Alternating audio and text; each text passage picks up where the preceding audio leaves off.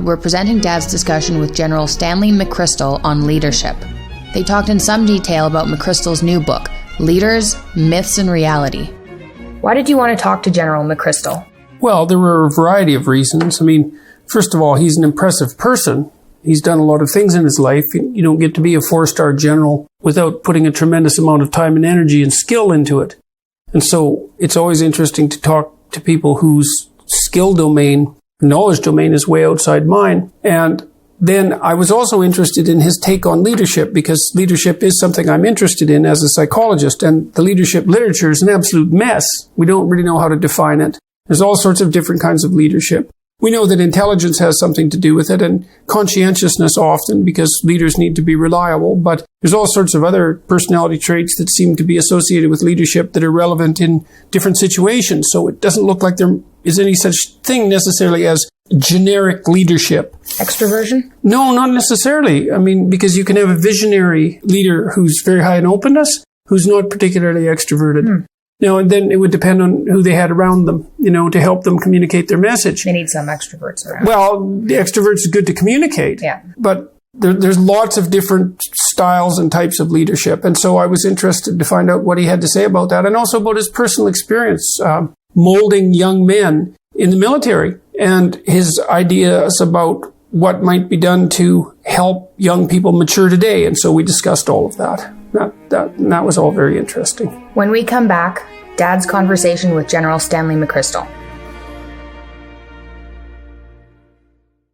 Dad is going to be debating Slavoj Žižek April 19th at 7:30 p.m. EST in Toronto. Tickets sold out at the Sony Centre incredibly fast, so we're offering a live stream for the first time. Hopefully it'll go well. We figured people who weren't in Toronto would want a chance to see the debate, plus a lot of Žižek's fans are European, obviously. The debate's called Happiness, Marxism versus Capitalism, and should be extremely interesting.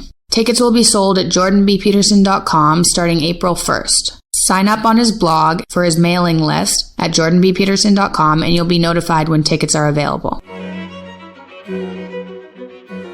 Hi, everyone. I'm pleased today, very pleased, to have the opportunity, the privilege to speak with General Stanley McChrystal.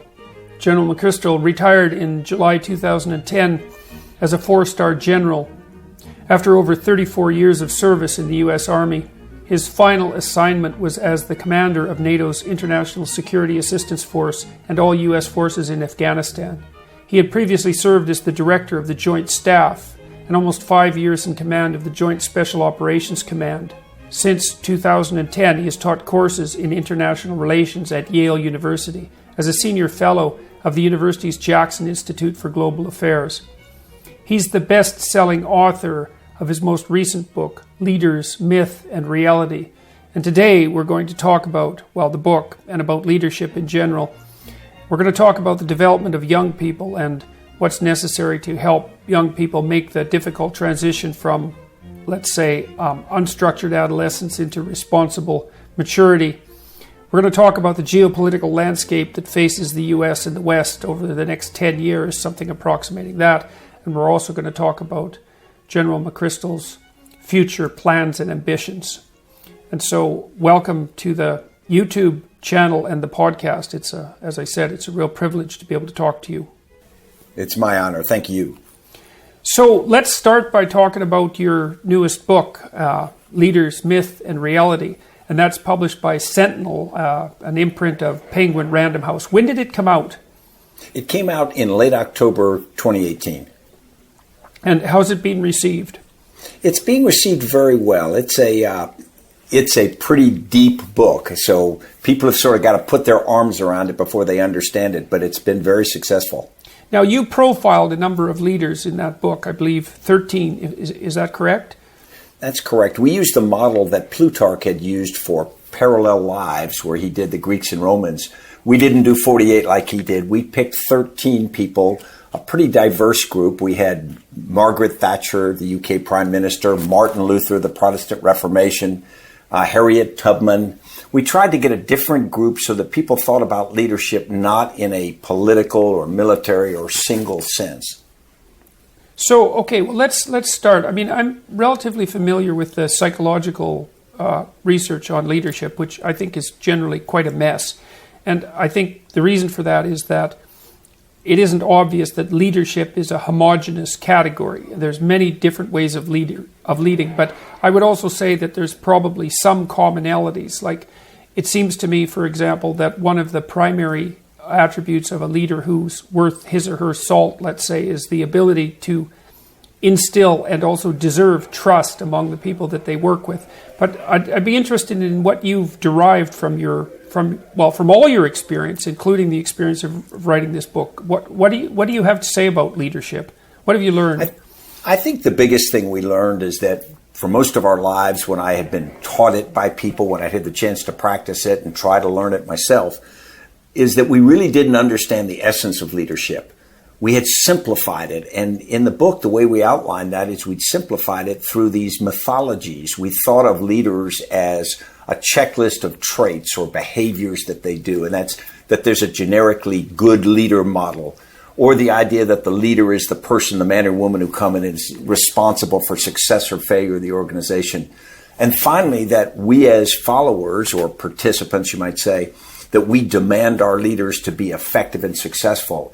And all three of those are absolute myths. What we found is leadership is intensely contextual. There's no such thing as a generically good leader. You pick a person up who's very successful in Corporation H and put them somewhere else, their chances of being successful are actually much lower than if someone inside the organization is promoted. Mm-hmm. We found that leaders are not the reason organizations succeed or fail in many cases. And we as followers, we elect, select, follow, support leaders who often cases serially fail or take us in the wrong place, because leadership is actually, our conclusion, it's not a thing that the leader possesses that they direct on followers and solve problems.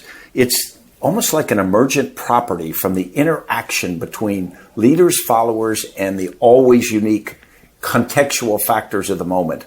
And so it's this very complex interaction that we try to simplify because we try to get our minds around it.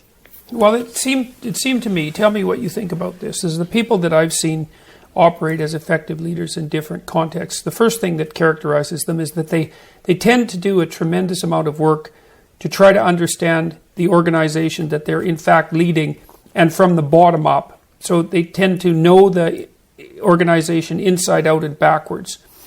And then they do a tremendous amount of listening and aggregating, because if you go into an organization and you discuss the structure and the challenges of the organization with the people who are actually in the trenches, especially near the bottom, I would say, they'll tell you how the organization works, and then you can aggregate and synthesize and reflect back.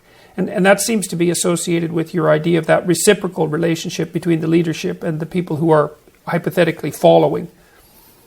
That's exactly right. We found out that leaders who think they have figured it out and then they get put on a new program and they try to run that play again almost always end up with frustration. And it's really what you described. I would also use the word humility, because you come in and you don't think you have a solution. Instead, what you do is you listen, you show some empathy to understand why people do what they do, because then you can divine the right kind of leadership for that situation, because it's always different. Yeah, well, there's a research showing what makes a physician an effective diagnostician. And one of the markers is the number of words that the patient speaks compared to the number of words the physician speaks in the first 15 minutes of their interaction. And the more words the patient speaks, the higher the diagnostic accuracy of the physician. And I really like that idea of humility. You have to walk into a complex situation knowing that you don't know anything, including what the problems are. And then if you have the possibility of listening, if you have the opportunity to listen, and people trust you, that which is a real crucial issue and something that's maybe central to leadership, then people will actually tell you what the problems are and what's actually going on. And that seems to be a prerequisite for solving them, right? You actually have to know what the problems are. I think that's exactly right. When I took over in Afghanistan in 2009, I'd been in Afghanistan a lot before, but now I was in charge. And the first thing I did was this listening tour. And it was essential Because you have to start with the assumption that they are rational actors, that they do things a certain way for a reason. When you see it from afar, you say they're corrupt or they're this or they're that. When you get up close, if you were in their shoes, the reality is you probably would do it very similar to the way they do. And so it's a certain amount of just showing respect to go and listen and understand, okay, why are we doing it this way? There may be a better way and you may be able to help. But if you walk in with a bag of solutions, I think they're almost always wrong. And as you say, it's hard to build trust.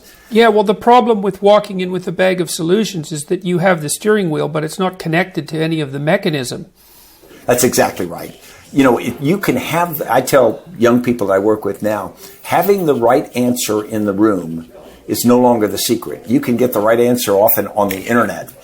But the reality is it's getting the people in the room to accept the right answer and implement it. Yeah, so that's the next thing that seems absolutely crucial is that, so if you listen and gather information that enables you to lay out the problem set and then to start to formulate possible solutions, then the next issue is to formulate those solutions in a manner that encourages and motivates people to be on board with them instead of resisting them at the multiple levels of the organization. Because that's a big problem too. I've seen this many times in organizations where the leaders will command a particular direction and then the implementation of that is resisted at every single hierarchical strata of the organization. And what you get is the appearance of compliance with none of the reality. That's exactly right. I found in special operating forces, you had big experienced personalities. And I found it would be better to say, we have this problem, how would you solve it? And if they were anywhere close to what I thought was a workable solution, I would accept their solution because it was theirs. They owned it. They would then implement it with a completely different level than if I had told them, here's exactly what I want you to do, this. And the reality is often they had a much better sense of it than I did. Yeah, well, there's a psychological truism there too. Like if you're a clinician, one of the things that clinicians have learned over the last 100 years is that the probability that a client will follow your advice is quite low, but the probability that they will follow their own advice if they formulate it themselves is quite high. And so partly what you're doing is encouraging and enticing people into formulating a problem statement and then also determining how it is that they would go about implementing the solution. I think that's right. And that sense of ownership, responsibility is so key. Yeah, okay, and that's another thing, is that and that's a matter of delegation, is that if someone comes up with a solution to a problem themselves and then they implement it themselves, then they also have all of the psychological and practical advantages of having done the problem formulation and the solution, right? Then they get to, you said ownership, they get to identify with the success and the failure of that particular enterprise, and that what would you say? I hate to use the word empowers because I think that word has been badly corrupted, but it's not a bad choice of words to characterize that situation. That's right. I describe it to people sometimes. I said, if you go to your boss and you say, boss, we can do A or B, and the boss says, do A, do it this way, you go out, and then if A doesn't work, you tend to go home that night and tell your spouse, well, boss had a bad day, just made a bad call. Yeah, right. But if the boss looks at you and says, use your best judgment and then tell me what you did, you go out to your team and you say, we really got to get this right. Yeah, well, it also develops your team across time. The more you can delegate that responsibility down. I mean, one of the I think useful rules of thumb for managerial types is that when you go into an organization, you should strive to make yourself redundant, because you should be able to distribute everything that you're. And I don't mean to offload it or to avoid the responsibility, but if you're running the organization properly, then you should be putting people in place who can do everything that it is that you hypothetically need to do. That also means that if you disappear suddenly, if you leave, then the organization can keep moving forward without you seamlessly. That's exactly right. Someone once said the most effective leaders, the group tends to say at the end, we did it all ourselves. Right. Well, then they can step away. So let's walk through the book a little bit. You talked about all 13 people. Why did you pick them, and what did you learn, and what do you reveal about about each of them? We don't have to go through all 13, but... Sure. But we did 6 genres, we called them. One was zealots, and we picked Maximilien Robespierre of the French Revolution and Abu Musab al-Zarqawi, who I fought from Al-Qaeda in Iraq.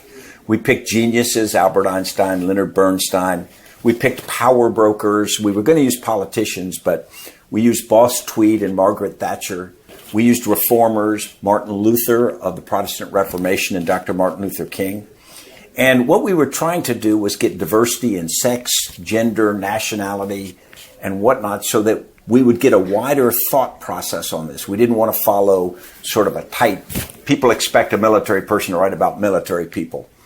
We have 13 because obviously 6 pairs doesn't equal 13 because General Robert E. Lee had been my hero growing up.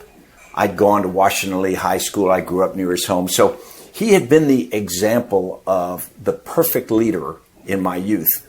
And then as I got older, and after Charlottesville particularly in the spring of 2017, I did a lot of thinking about it. And the reality is I came to the conclusion I had to write about Robert E. Lee because he'd been so important to me. But I now had this conflicted relationship with him. In many ways, he was the near perfect exemplar of leadership. But in a very fundamental way, the fact that he betrayed his country and he did it for the cause of slavery, you can't overlook. And so I tried to take that one on because for me it was a complex personal thing, and I came to the conclusion I still admire so much about him, but I now don't think of him as a mythological hero. I think of him as a human being, just like you or I, flawed. But if you can look at each of these leaders that way, get them off their pedestal, but yet don't automatically put them in a ditch and say they're valueless, because Abu Musab al-Zarqawi, who my force killed, and I was happy we did, I'll be honest, I admired his leadership skills. So what about them? What was it about him that you felt was compelling? Well, he came up in a tough background from an industrial town in Jordan, very little education. He went and became a jihadist in Afghanistan when that was popular. And then he got thrown in prison back in Jordan for 5 years. And during that period, what he did was he became really pious, really disciplined, really focused. And he didn't have the advantages other people do, but he found if he was more committed than other people, if he was more fanatical about the cause, that people would follow him. And so his zealotry became sort of this white, hot, burning flame that people were attracted to. But he was genuine.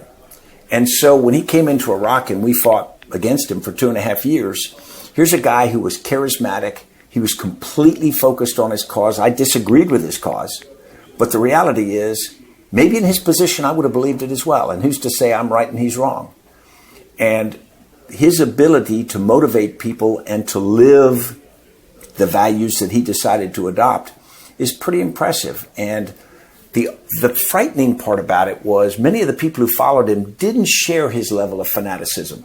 But because he was so overtly confident, because he was so overtly committed, because he was willing to walk the walk, people followed him anyway. And that really says a lot more about us as followers than it does about him as a leader. Well, it also indicates part of the nonverbal element of deciding who constitutes a competent leader. Like, we definitely associate confidence and the ability to keep negative emotion under control with the ability to lead, because we're looking for people who have a direction. That's the first thing, because we need a direction.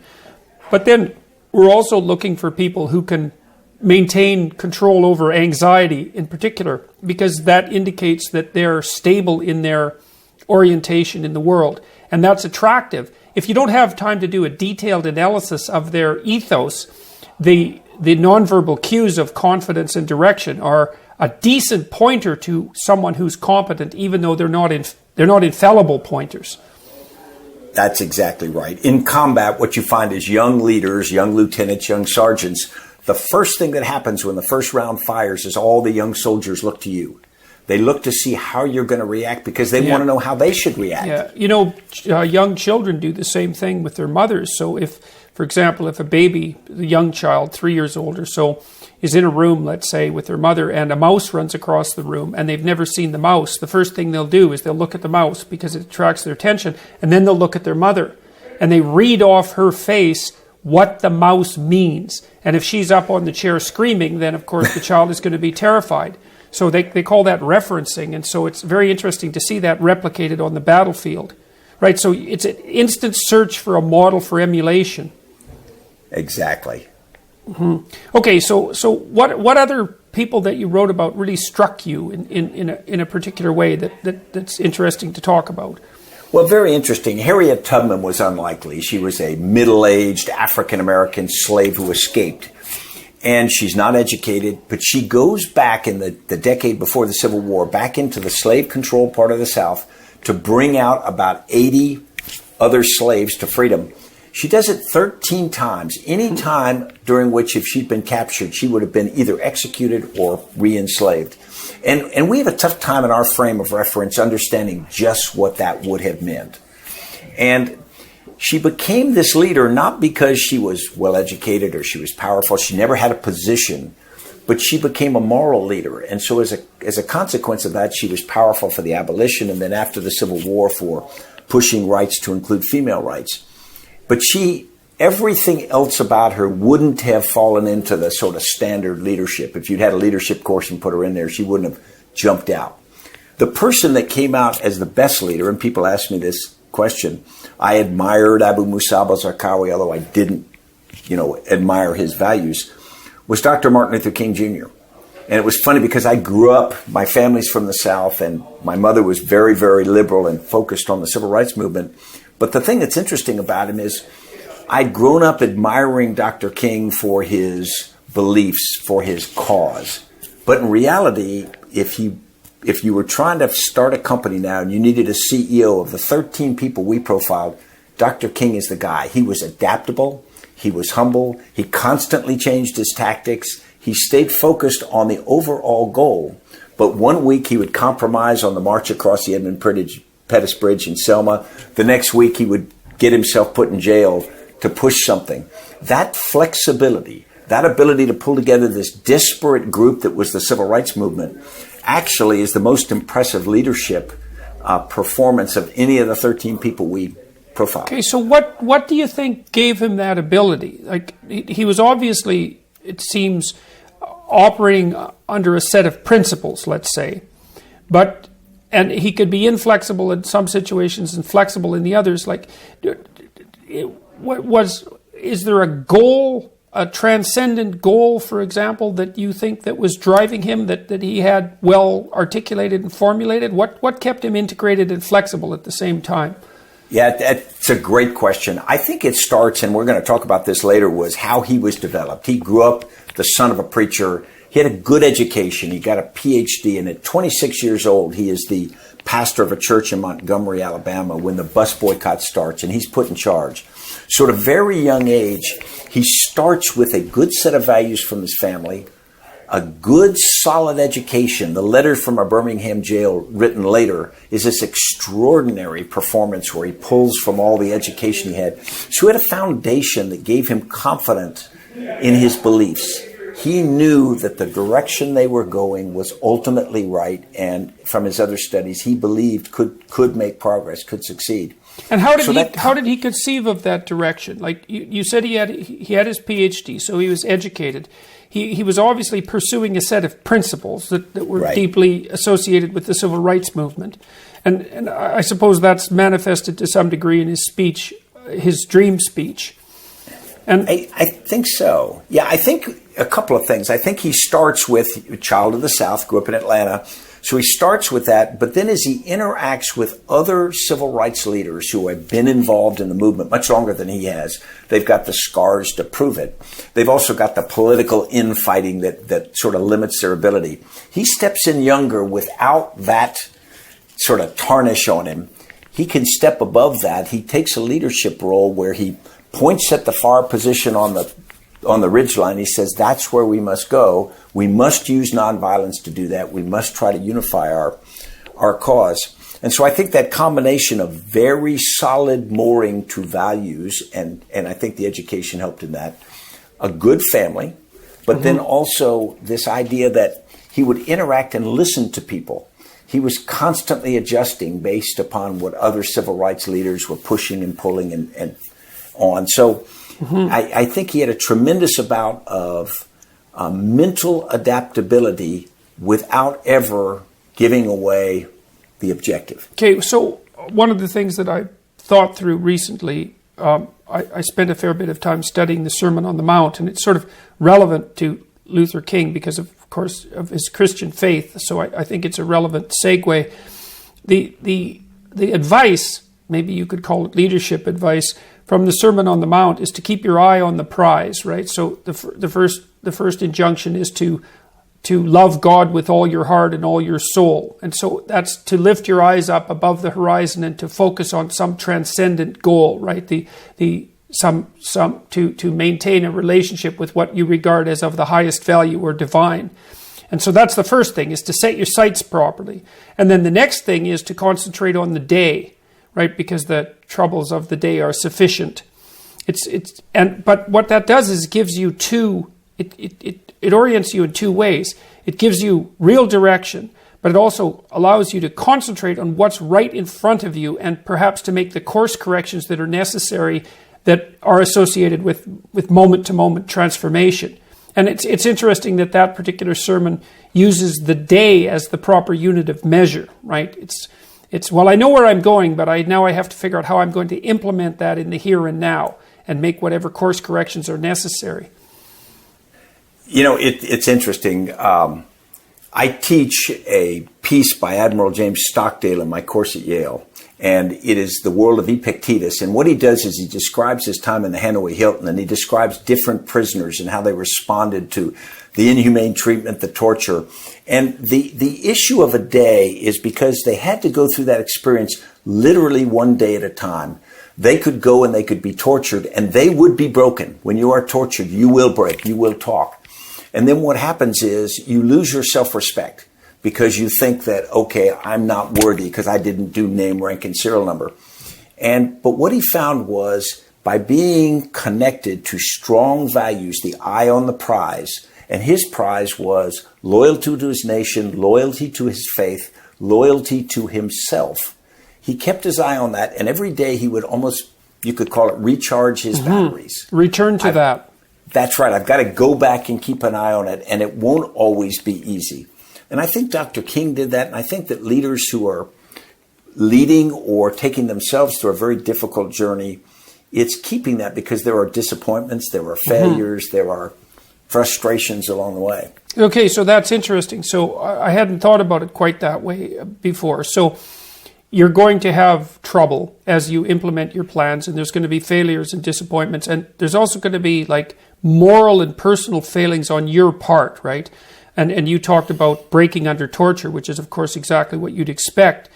And so your sense was that one of the advantages to being associated with these higher order principles is that you can draw on them as a source of strength. It's a well to which you can return, which is a good psychological trope.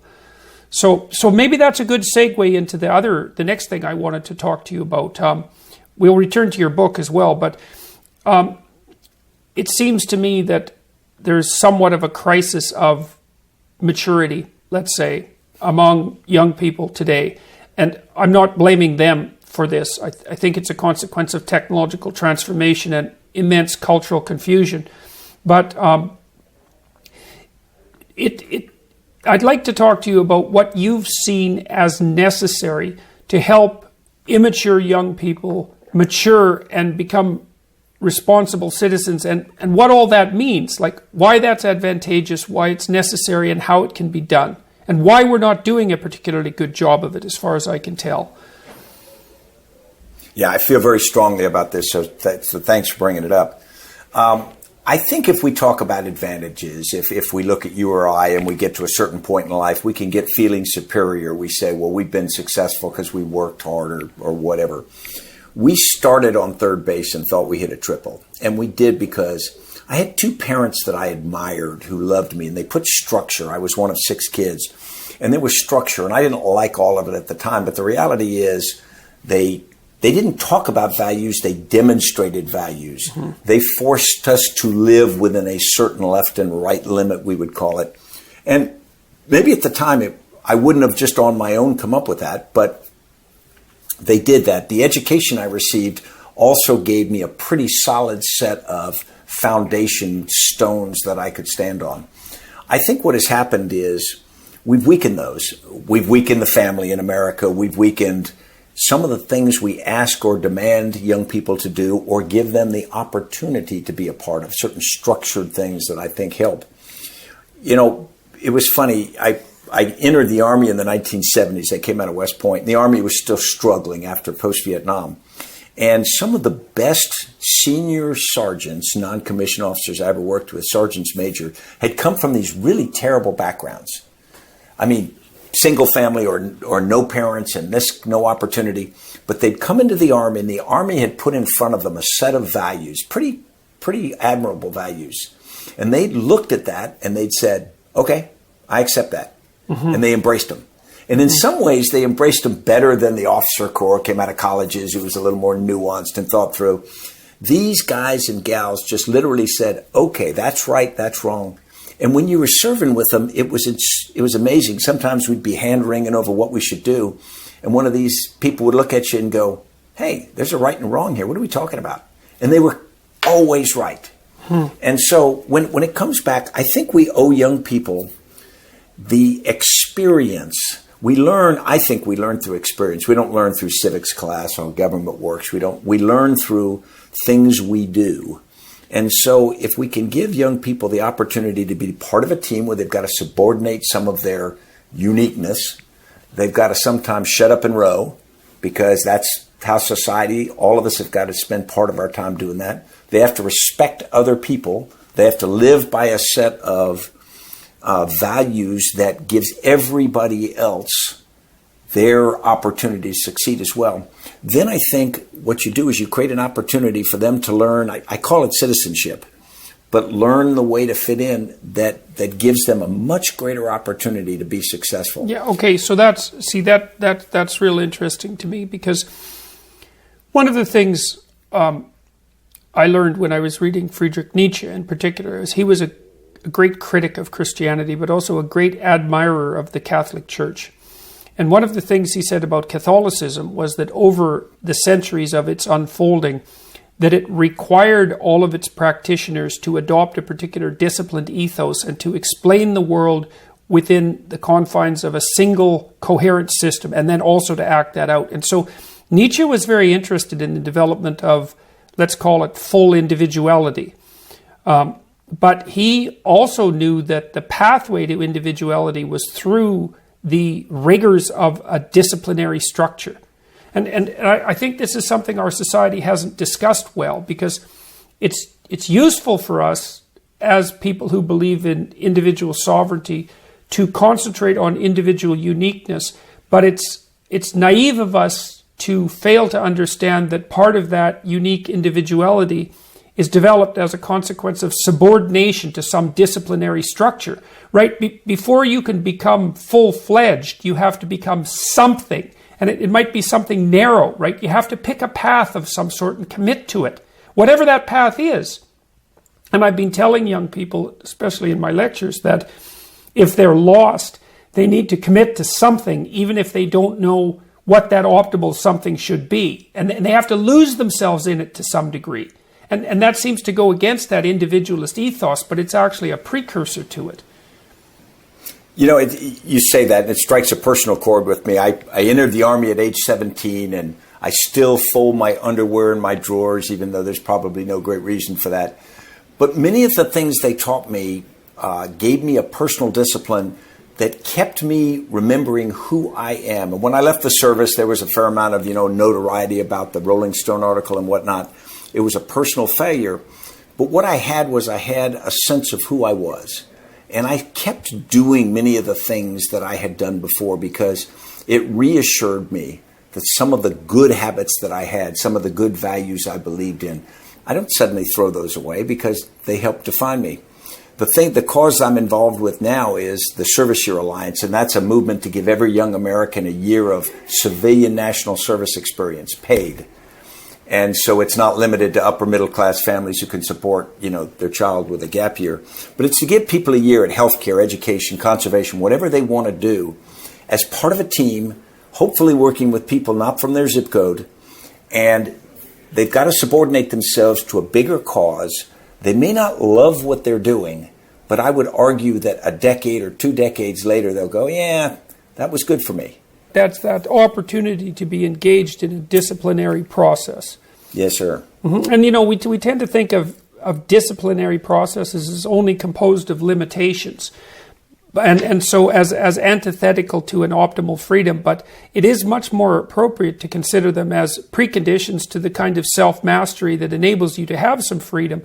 Okay, so that sounds like a variant of the Peace Corps idea to some degree. And so where is that plan in terms of implementation? Yeah. The Peace Corps is part of it. It's a subset of it. And AmeriCorps, City Year, all the different things you probably teach for America, they're all part of this. And the idea is the Service Year Alliance, we're now pushing to get legislation to increase the Serve America Act, which went in 1997. So there are programs in the United States for about 200,000 young people a year now, not counting the military. But we have 4 million young people in every cohort. So the reality is we've got to expand this so that every young person possible gets that opportunity to do a year of that experience before college, or if they're not going to college, before they go. We've had some good political support. Our strongest political supporter, John McCain, unfortunately passed last year. We are working the Hill. It's a non-political cause. So we're trying to work both sides and let people come together in consensus. But people have been distracted, so we've still got a lot of work to do. But you say it's at the point already where it's being implemented. It is being implemented for about 200,000 young people a year? Yes, sir. And they vote at 3 times the rate of people who don't have a year of service later in their lives. Oh, yeah. So that's okay. So how do young people go about applying for this now and finding out about it? The easiest way is to get on the Service Year Alliance website. Cisco Corporation paid for and created a great platform so young people and their parents can go on. They can literally shop for the kind of experience that would be good for them. They can connect with people who are doing or have done that experience. Parents can get comfortable that their young person will be safe and whatnot. And so we can match opportunities with desires. Okay, so one of the things I should do is get the URL for that so that I can put it in the video description so that people have a quick link. I would love to send that to you. Yeah, well, if you can send me whatever URLs would be useful to put in the video description to allow people to further investigate the sorts of things that we're talking about. Absolutely. So, we've been working on this program, and maybe this is a discussion we could have offline, but I'll bring it up quickly. I have this program called Future Authoring that helps people, young people, but people of any age really, develop a vision for the future and then to derive an implementable plan for that. And so the idea is for them, first of all, to decide what the values that they wish to serve are. And we talk to them about thinking about their family and about their community and about their employment choices and their education and their self-care mentally and physically and their productive use of time outside of work. And then ask people to contemplate what their life could be like 3 to 5 years down the road in the future so that they build themselves a vision of who they could be and what their life could be. Then we have them write the reverse, which is, well, what would your life be like if you let everything disintegrate around you because your bad habits took the upper hand?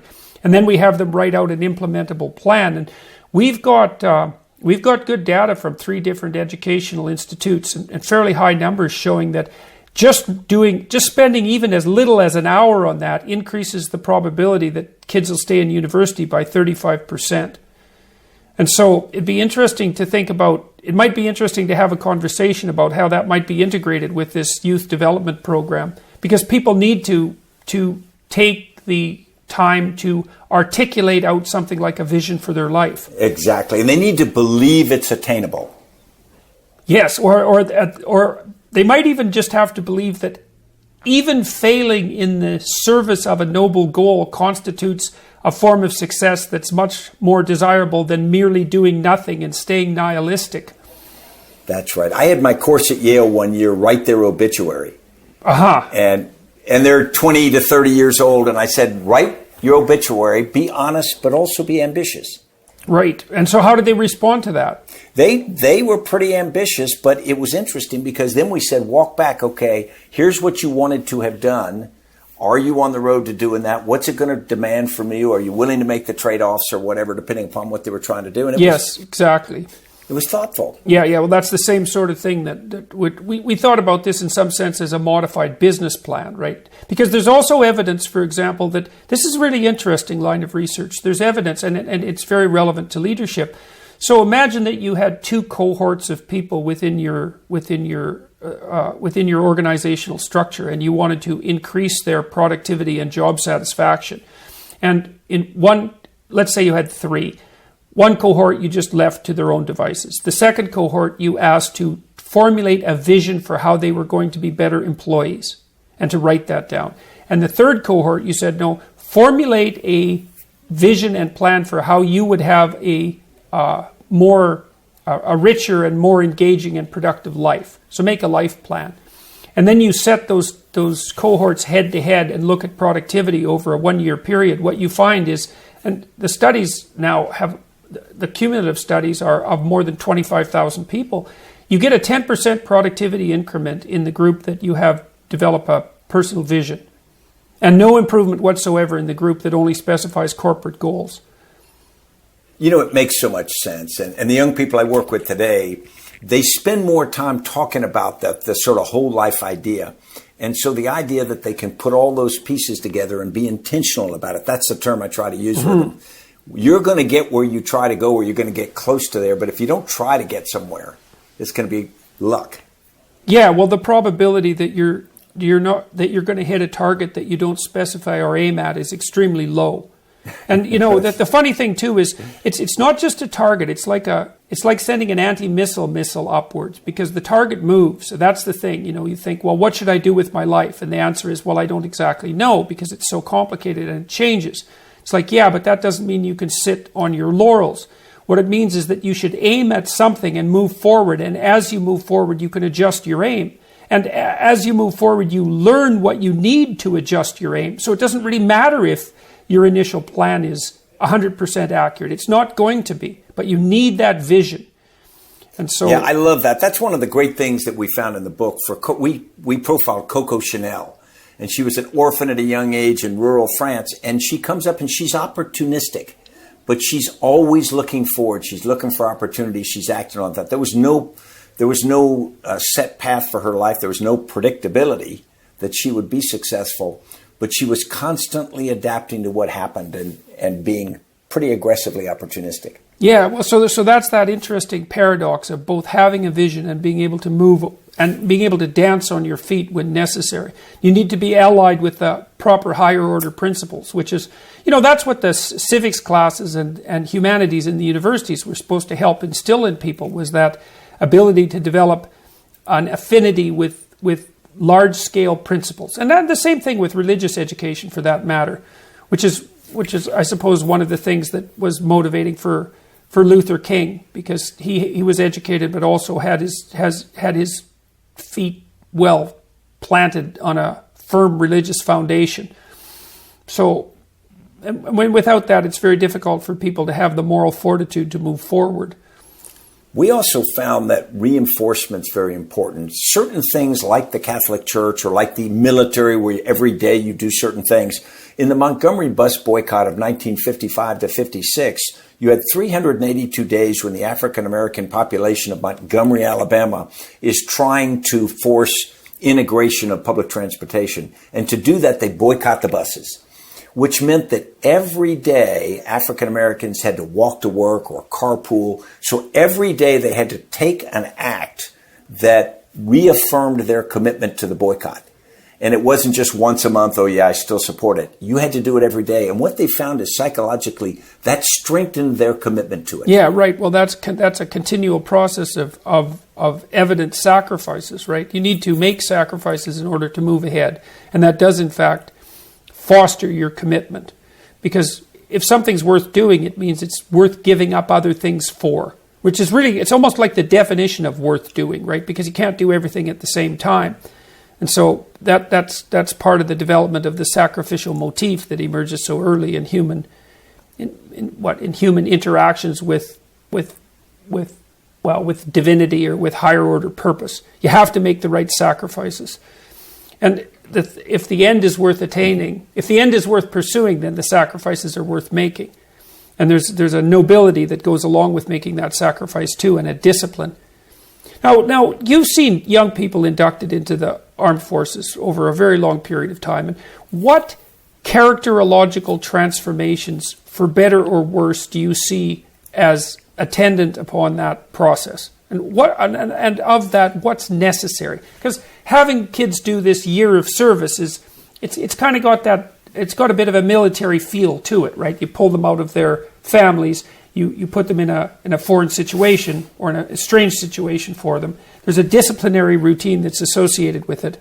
What have you observed as the consequence of that personally and among the people that you've observed? Sure. Let me start at a point down and I'll back it to it. When a soldier's wounded on the battlefield and they were evacuated to a first aid station and then up through the chain, as soon as they're able, the first thing they ask about is their comrades. How are their comrades doing?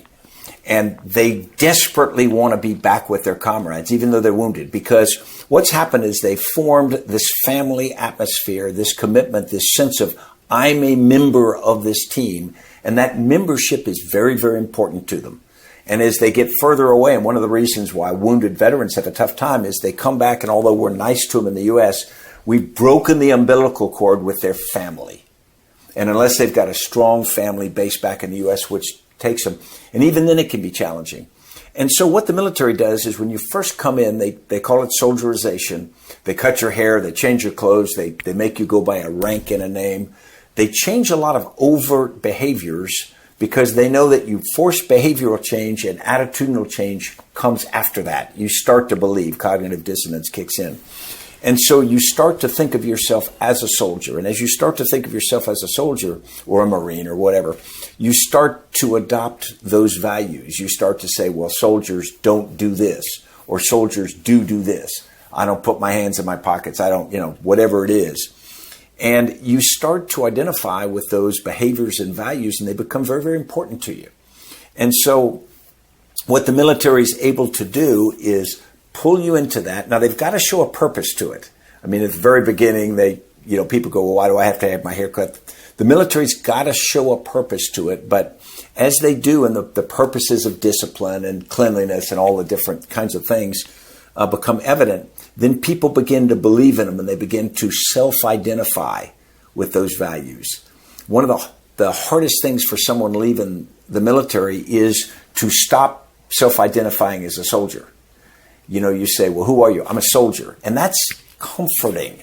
It's reaffirming. And it's not just what people think of you, it's how you think of yourself. And so... Yeah, so you have an identity that's personal, and then you share that with people that you've gone through difficult and demanding experiences with. And so it develops you as an individual, but broadens out your commitment past you to those who are immediately around you, and then at a more abstract level to the military structure and then the political structure itself. So it means your identity is ensconced in multiple levels at the same time. And that's very reassuring and also very purposeful. I mean, people absolutely need this. I've been thinking that part of the problem that we have with regards to purposeless right now is it's partly a consequence of overemphasis on the individual and partly a consequence, I would say, of lack of discipline, because the optimized individual is working in a way that's useful for him or her, but also for their family and for their community all simultaneously. And so you can build in the idea of social obligation and citizenship into the idea of optimal individuality. And I don't think that we've articulated that particularly well with our concentration on atomized individuality. I think we've actually made it much, much worse than it should be, because we focus on the rights of the citizen, for example, but we don't really talk about the responsibilities. Yes, that's exactly it. I'll tell you something that's really interesting. So I've gone and talked at about 115 cities over the last year to about 250,000 people. And every single time I talk about the relationship between responsibility and meaning, as opposed to the relationship between rights and meaning, because we've had lots of conversation about rights. Every time I talk about the relationship between responsibility and meaning, the audiences fall dead silent, because that's something that we haven't articulated well over the last 50 years. And I think young people in particular are really dying on the vine because of it, because most of the meaning that you're going to get in your life is a consequence of taking on responsibility. You take a great sense of self-worth when someone says, thank you for serving, thank you for doing something selfless, whatever it is for society. There's this tremendous sense of reinforcement for the person. So we don't do it just for the good for society. We do it because it makes us feel better. And young people who never get that opportunity, they never get thanked for what they do because they've never been asked to do anything. Well, and I think it's very difficult to see yourself as useful to yourself if you don't see yourself as useful to other people, because that's the validation of that sense of utility and worth. Yeah, and that's when we start getting into metrics like money or other things, which are sort of false metrics of success. Okay, so let's ask another question here. So, all right, so you're working hard on this. What did you call it again? I'm sorry, it's a Service Year Alliance. Service Year Alliance, okay, and hopefully that's going to be a bipartisan push. And, yes, sir. And it's something that's akin in some sense to a short apprenticeship. And you're hoping to expand that so that that's available to young people in general. To every young person in America, we'd like to have that realistic opportunity to do a year of paid service. What do you see as the challenges associated with expanding that? And because a year isn't very long either, right? It's something that has to be set up really quickly for people, and they have to be pushed into it or put into it and get off the ground very rapidly. So what are the challenges that stand in your way with regards to developing and expanding this program? The programs that have been good so far, Peace Corps, City Year, AmeriCorps, Teach for America, have all learned through experience. They've got to have a training program at the beginning. They've got to have a very structured system to make sure that the quality of what people do is of value, because if you put people out there and it's a waste of time. Right. So they've learned that you can't just throw something together and then call young people forward and do that, even if you were to have funding. So that's sort of step one. You've got to create the opportunities in a disciplined way. I think a common experience at the beginning of 3 or 4 weeks for every young person to go through some kind of thing before they go out to their specific service would be very valuable. And I think they'd all talk about it later in life. Remember when we went to Kansas and we all went through this orientation training? They'd laugh about it. Right, a collective but that's experience. Logistics. That's right. That would be a challenge. The biggest thing that's surprising is the demand among young people for this program is huge. In fact, it's about 10 times greater than the number of opportunities we have. The holdup is our generation, my generation. For some reason, we either won't fund it, we won't work on it, because my generation, to be honest, that a good percentage of us didn't serve, a smaller percentage did. So at the dinner table, they don't talk about when they served in the Peace Corps, when they did this. I mean, some families do, but it's not common.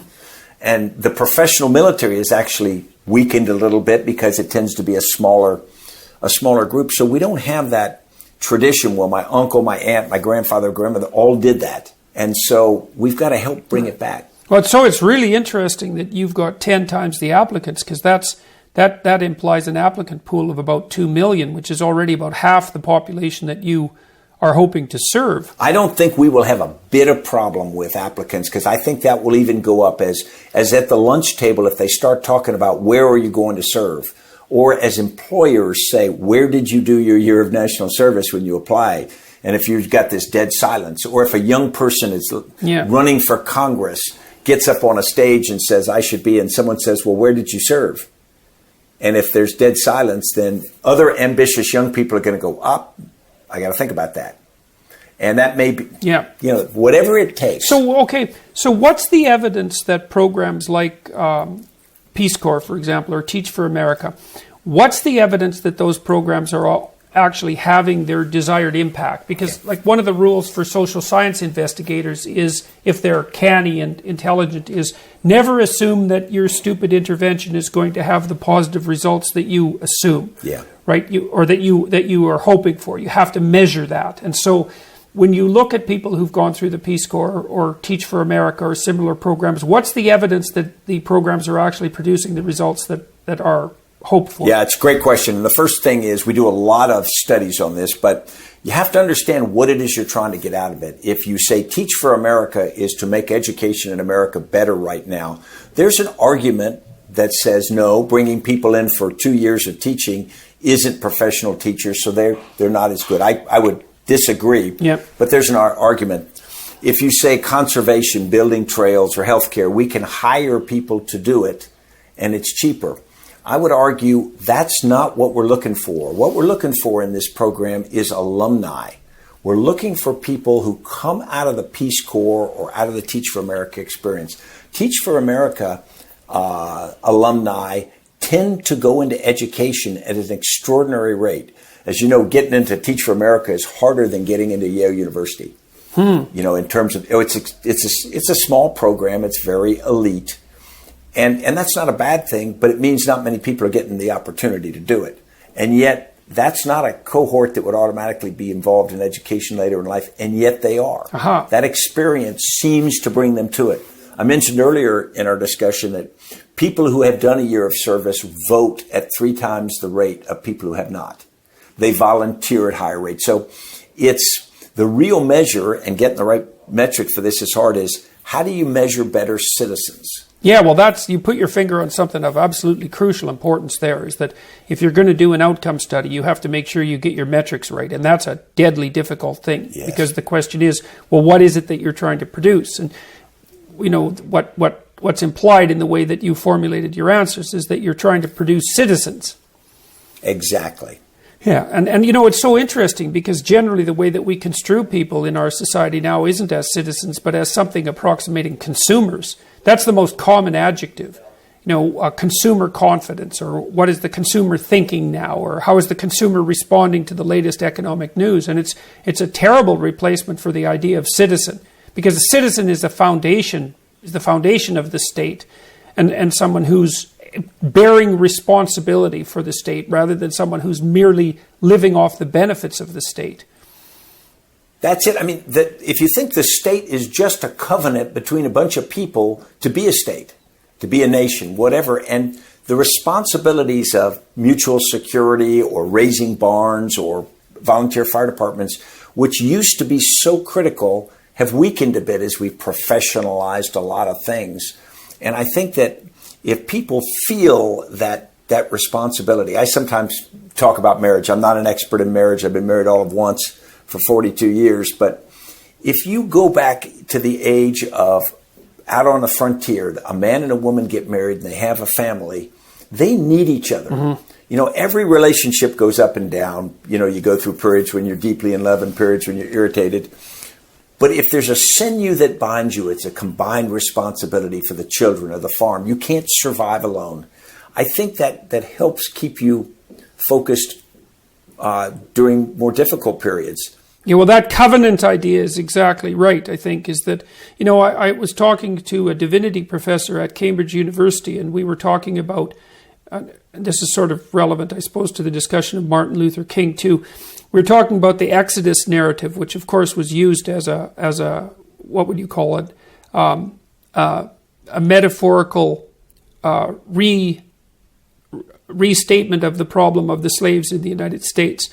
And so the Exodus narrative is often read as escape from tyranny into freedom, something like that. But it's not, it's escape from involuntary covenant, that's the tyranny, into something approximating a voluntary covenant, which is what's arranged with Yahweh in the desert.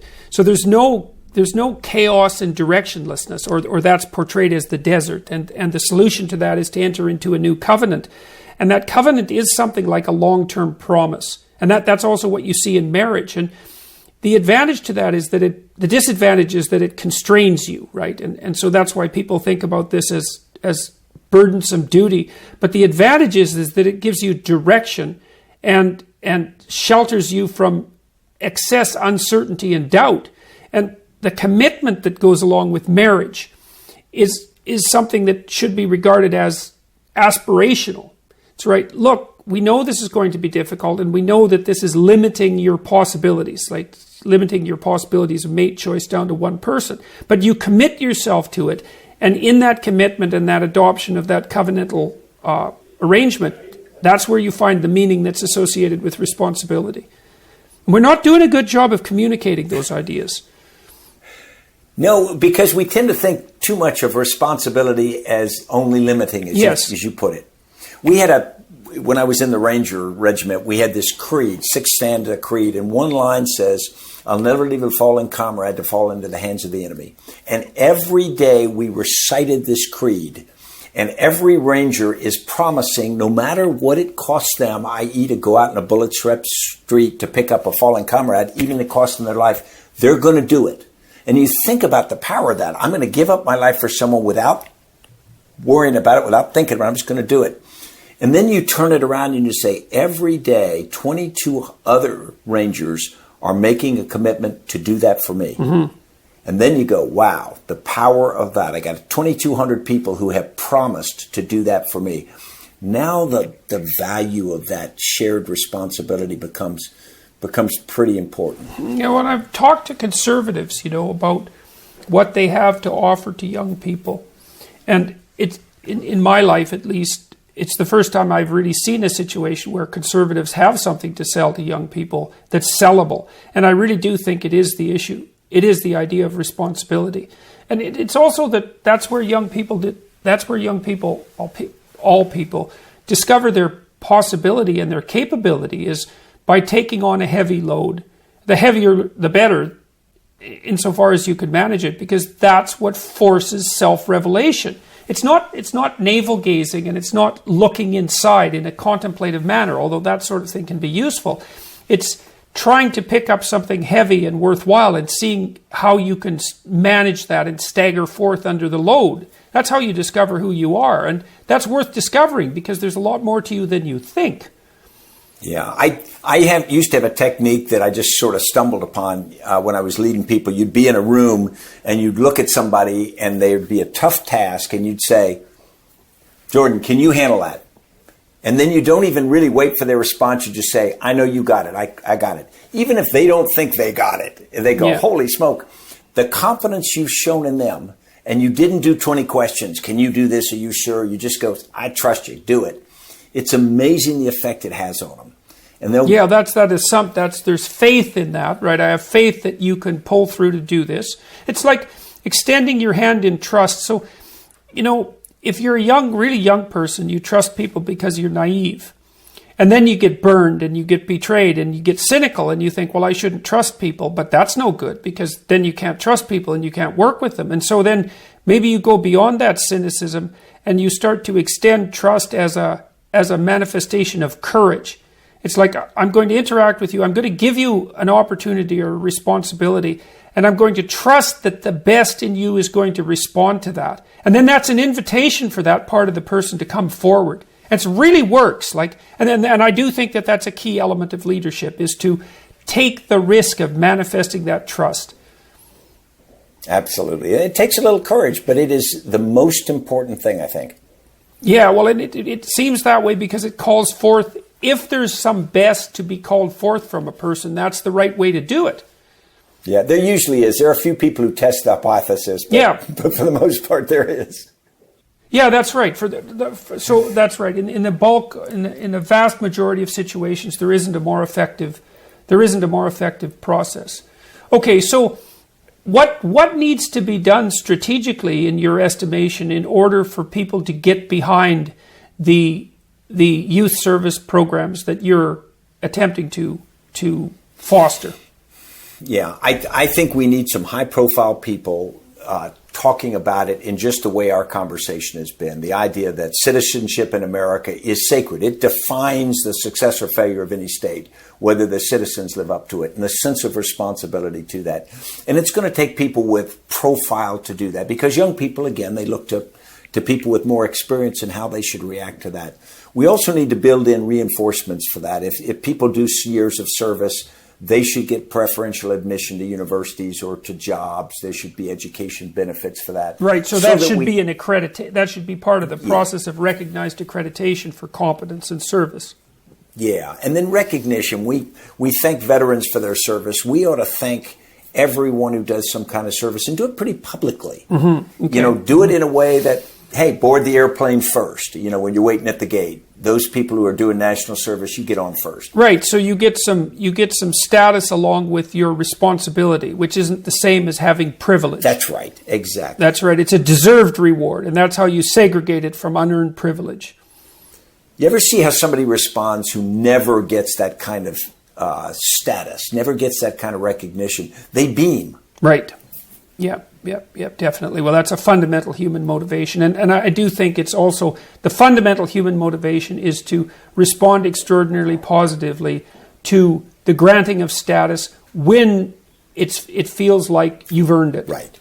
All those things have to be there, because otherwise it's false and makes you cynical. And that's why when President Obama a few years ago said we'd like to make community college free for everybody, my wife and I were watching TV, and she finished the sentence. She says, as soon as you finish your year of service.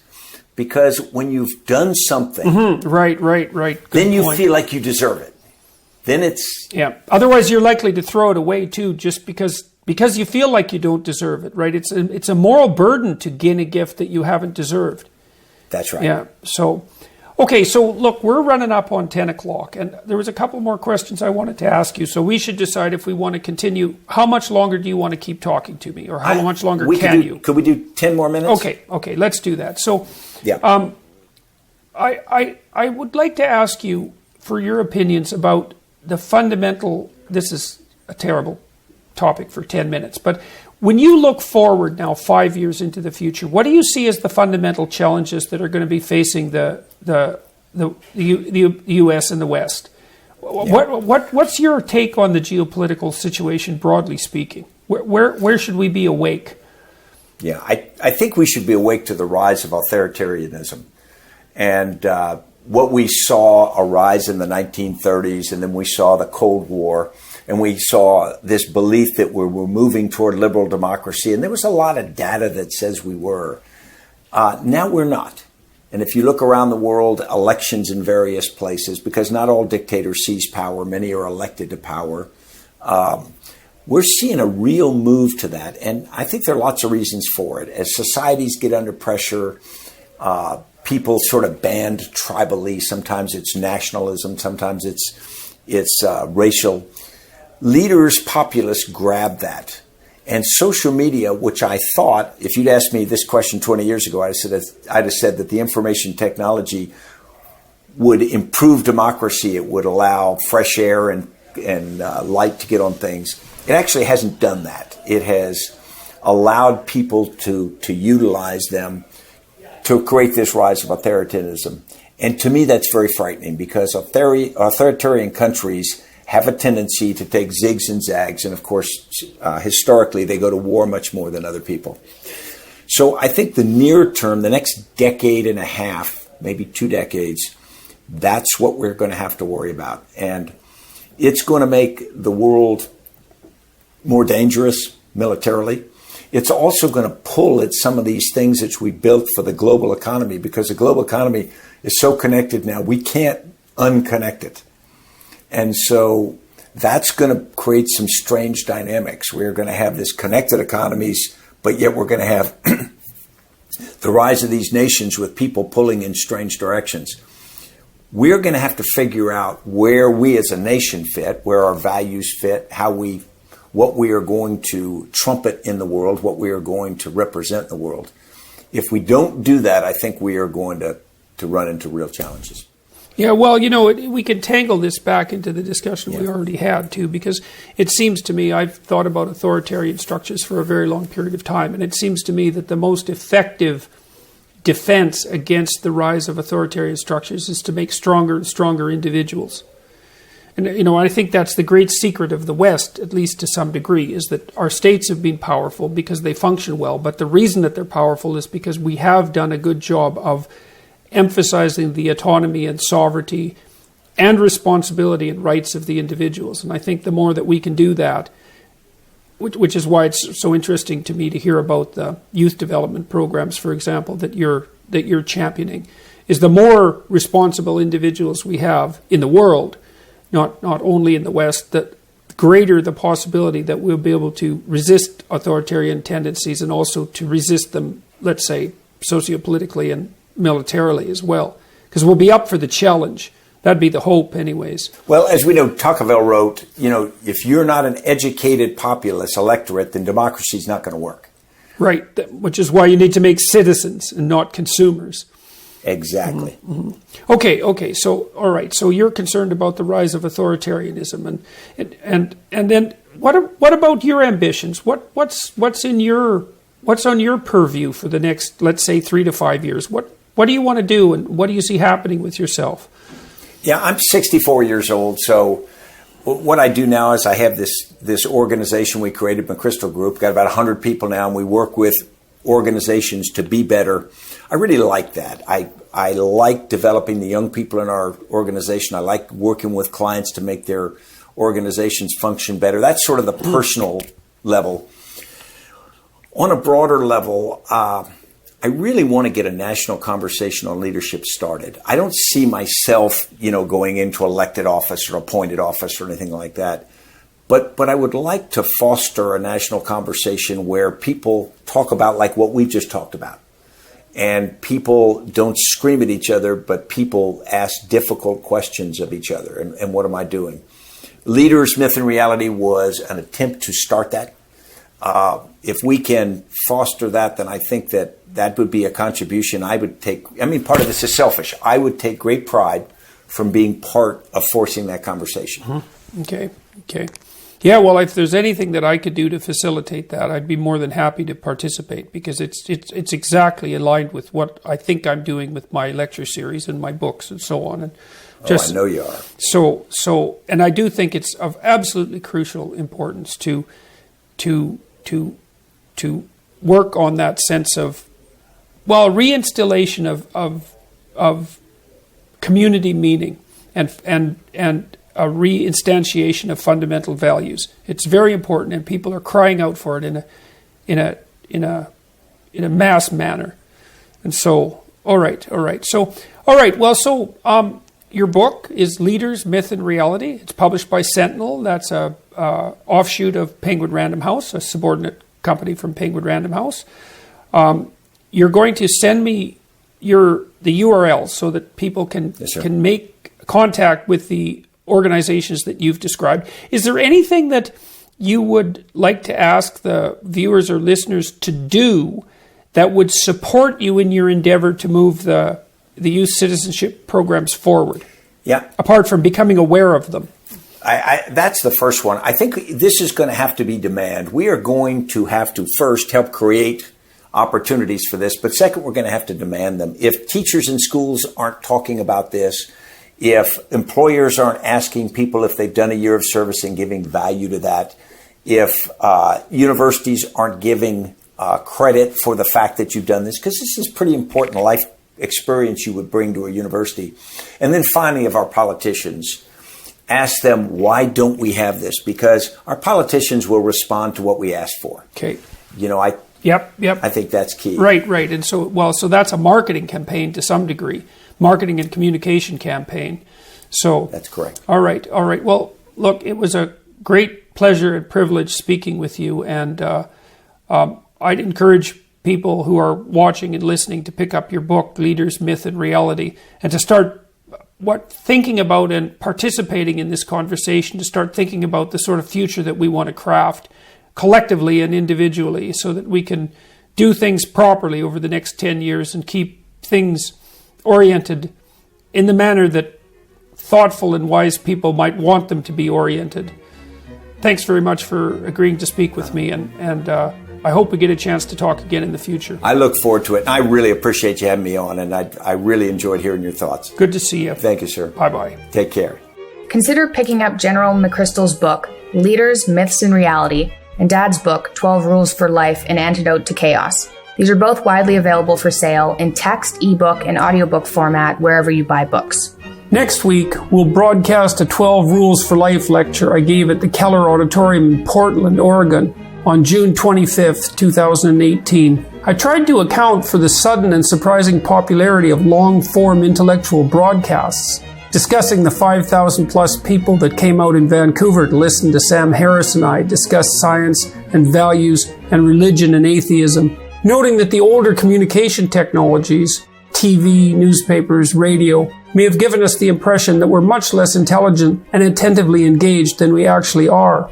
I also discussed the role that biological temperament or personality plays in governing individual ability and interest, emphasizing the profound reality and extensive difference between people that such temperamental variability produces.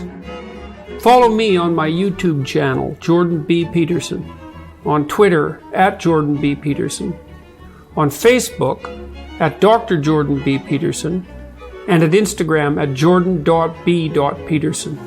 Details on this show, access to my blog, information about my tour dates and other events, and my list of recommended books can be found on my website, jordanbpeterson.com.